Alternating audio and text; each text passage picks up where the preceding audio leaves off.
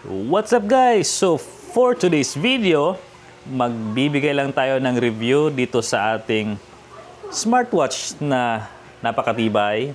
Hindi ko muna sasabihin yung mga nagustuhan ko. Magbibigay lang ako ng review dito sa smartwatch Huawei Fit 3. Ayan. So matagal na tong lumabas eh. Mga 2023 I think or 2024.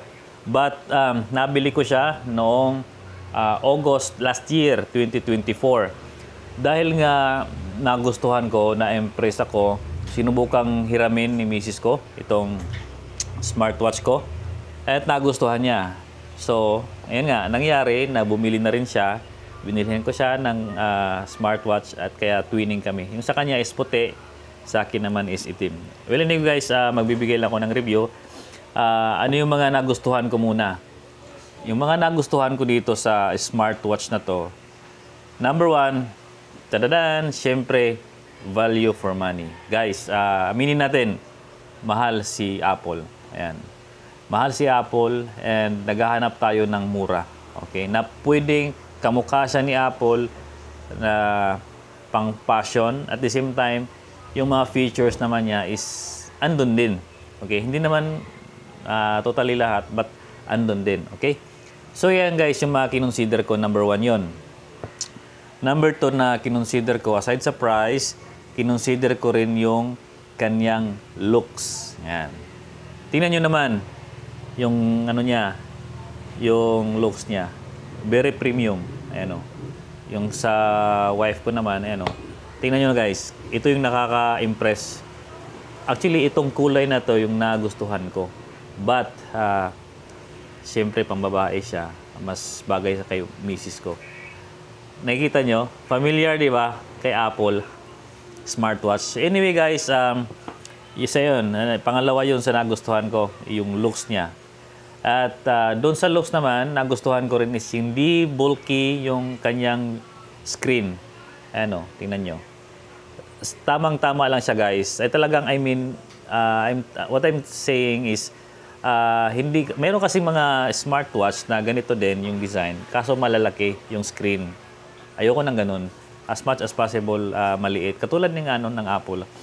And number 3, yung nagustuhan ko sa kanya is yung availability ng ating mga accessories. Okay? May nabili na ako guys na strap. Hindi ko lang mahanap. But yeah, yung strap nito, marami kang mabibili online, madali siyang ikabit. Ayan guys, oh. Madali siyang tanggalin, pindutin mo lang dito, tapos ikabit mo lang siya. Ganun lang, napakadali guys. Ayan, oh. Napakadali. May mga accessories to guys na nabibili online. Yung kanyang protector, yung kanyang screen protector, so yun. At saka maraming variety of screen. Strap. Kaya guys, ito rin yung nagustuhan ko kasi just in case na masira itong strap, meron akong mapagbibilhan. Okay? Yan yung isa sa kinonsider ko. Kasi meron akong other smartwatch before. The problem is, walang masyadong aftermarket na mga accessories. Yan. So, nasa na tayo? Number 4. Number 4, gusto ko is naka-AMOLED. Alam naman natin talagang maganda, crisp yung display ng AMOLED, di ba? So, hindi natin ma-deny talagang maganda. Kasi nga, pag black, meaning halimbawa dito, pag black talaga yan. Kahit slant mo, makikita mo talagang naka-black. Ayan. Pag may kulay, siyempre talagang titingkad yung kulay niya. Yan yung AMOLED, guys. So, ibig sabihin, mas tipid yan sa power consumption dahil nga naka-AMOLED, tsaka mas mas maliwanag on daylight at tsaka mas crisp yung contrast niya. Yan yung nagustuhan ko pag naka-AMOLED display. Okay? Other thing is pwede siyang number 5 is pwede siyang i-dive. Actually, nasubukan ko na to guys. Nasubukan ko nang iligo ng dagat. Nag-dive ako hanggang, I think, mga 10 meters. Wala namang nangyari. Pero, yung IP rating is for swimming lang talaga. Hindi siya pwedeng kundi. Pero guys, sinubukan ko. kinaya niya.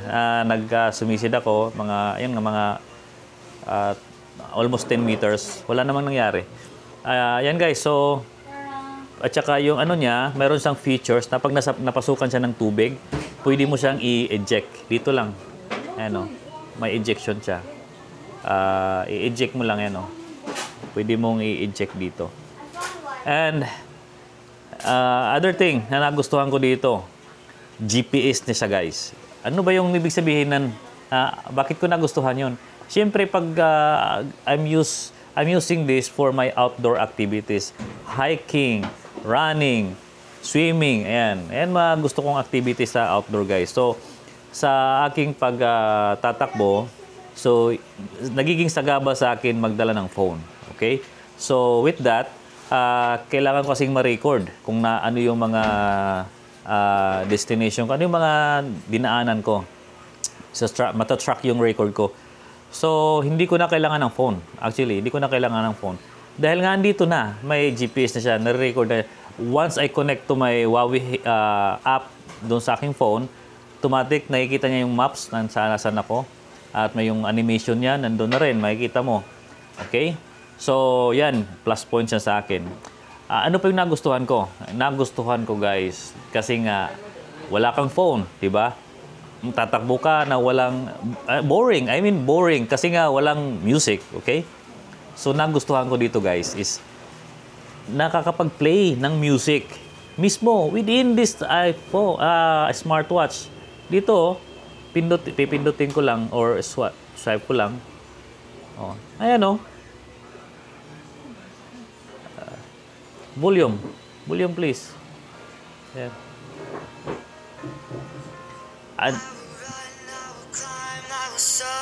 Wow. Yan guys. As in, na-impress ako dito sa kanyang audio quality. Dahil nga, within 5 meters, malinaw pa. Subukan ko na yan. Every time na nagtatakbo kami ng wife ko, yan. Para magkaroon naman ng enjoyment yung running namin habang nag-uusap. Ayan. Pinapatugtog ko yung mga playlist ko. Naganda guys, kasi offline. Hindi ka dependent doon sa like Spotify or other apps na kailangan na-connect sa internet or kailangan mo naka-download. No need for that guys. Kailangan mong maglagay ng song dito using the Huawei app in Android, and then makakapag-transport ka na ng mga music dito. Makakapag-transfer ka na. And then, yeah, yan. It's a good thing na merong siyang music player within this smartwatch. Ayan. So, yan guys. Ulitin natin yan. Diba? Malakas. Malakas guys. Ayan. So, meron ako ditong 5 song. Pero yung every song, umaabot siya ng 1 hour. 1 hour kasi gusto ko yung medley. Wala na akong lilipat. Yun. Kaya niyang i-play the whole track na hindi nalulubat. Yan yung nagustuhan ko guys. Matagal maglubat. Okay? Kung hindi ko ginagamit yung mga music, less lang yung mga AMOLED display yan kasi naka-always on to eh. Umabot siya guys ng almost 14 days. Honestly, umabot siya ng almost 14 days. Ngayon, pag ginagamit ko naman, syempre yung mga consumption ng battery niya, nagre-reduce. So with this, kaya na siyang umabot ng mga 4 to 5 days na kaganito lang. Okay? Pag hindi ka naman nagra-running, yan, naabot talaga siya ng 4 to 5 days. Okay? So, yan yung mga nagustuhan ko guys. Other thing is, syempre, may mga, alam naman natin pag sinabing smartwatch, may mga, ano na yan, may mga heart rate monitoring, sleep monitoring, oxygen monitoring, breathing exercise, meron na siya dito guys, okay? Kaya niya rin yung maging shutter sa inyong phone using Bluetooth, okay? Ngayon, kung nagtataka ka, kung pwede ba maging player ito and nakakunik sa iyong headset, yes, pwede guys. Using my wireless earphones, or ito, Ayan. Nakakapag-play guys. Paano ba? To prove, dito lang po kayo. Ayan. Settings. Ayan. Dito kayo sa settings. Ayan. Sa settings. Bluetooth. Ayan. So, ayan. Diba? Pwede. Pwede kayong makapag-play ng music sa iyong earphones using this. So, meaning, minimal na yung dadalhin mo habang ikaw ay nag-outdoor activities. Okay? So, nakakapag-play ka ng music, guys. And, napakarami niyang mga exercise tawag nito. Ayan nga, yung mga exercise mood. Ay, pindutin mo lang sa gilid. Ayan. So, meron siyang outdoor running, walking, swimming, hiking, etc. Power, strength workout. Yan. At dito sa elliptical, power, ano pang meron dito? O, pwede ka pang magdagdag, add. So, mayroon pang spinning, stepper. Actually, napakadami guys na hindi ko na ma-mention lahat. Okay? So, ano ba ang naging experience ko for the past tawag ito, 6 months, 8 months. August, September, October, November, December, January, February, March, April, May. 9 months. For 9 months of using this smartwatch, ano ba yung mga hindi ko nagustuhan, guys? Okay? Ito na. Ito na. Yung mga hindi ko nagustuhan is minsan, minsan, pag nagpi-play ako ng music, at saka ongoing yung workout ko, minsan nagkakaroon siya ng error.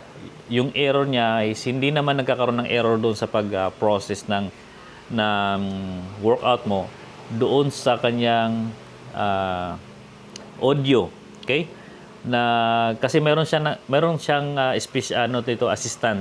Nag-a-announce siya ng mga progress mo while nag-workout ka, ilang distance, heart rate, ina-announce na yan. Ngayon, parang nagkakaroon ng conflict yung dalawa, nag-jargle yung dalawa. Pero hindi naman siya palagi, guys. Yung ginagawa ko na lang is nire-restart ko yung smartwatch and then nawawala naman yung error na ganun. So, other thing is, iwan ko lang, baka next time magkaroon ng improvement. Kasi I'm using as a wireless charger sa aking phone. Hopefully na magkaroon na rin ng wireless charging po ito. Kasi, ayan, yung charging niya, ito lang magnet. Ayan. Anyway, hindi naman siya pwede magkabaliktad. Ayan, try natin ibaliktad rin, nagre-repel yung magnet. Ayaw siya magdikit. Ayaw magdikit. Ayan. So, dapat nakaganyan. Yung proper orientation. Matibay naman. Okay? Matibay naman yung pagka-magnet niya. So guys, ayan po yung mga nagustuhan ko at saka hindi ko nagustuhan sa Huawei Fit 3 smartwatch. And yun pala guys, I'm planning to upgrade smartwatch in the near future. Ano kaya yung pwede nyong ma-recommend? Baka mayroon ng updated or may mas bago pa, mas maganda pa dito may mas gaganda pa dito sa ating Huawei Fit 3 na smartwatch. Okay? So kung bago ka pa lang dito guys sa ating video, pa-subscribe naman po please and pa-follow, pa-like ng video na to. And kung may mga katanungan ka, kung gusto mong magbigay pa ako ng other review patungkol dito, message ka lang po sa ating comment section at pagbigay po tayo ng comment feedback. Okay? Other than that pala, marami siyang wallpaper tawag ko dito, pero ito sa kanila yan, marami kang mapagpipilian ng mga mukha dito. Ayan. Napakadami niyan. Pipili ka lang. Ayan, So, nada-download lang yan guys for free. May mga naman na mga may bayad. Pero for free, yung mga free, napakadami ng guys. Ayan. So, I hope you like this video. Again, pasuyo naman na masubscribe po tayo and pa-like po ng video. Thank you and God bless. Bye-bye.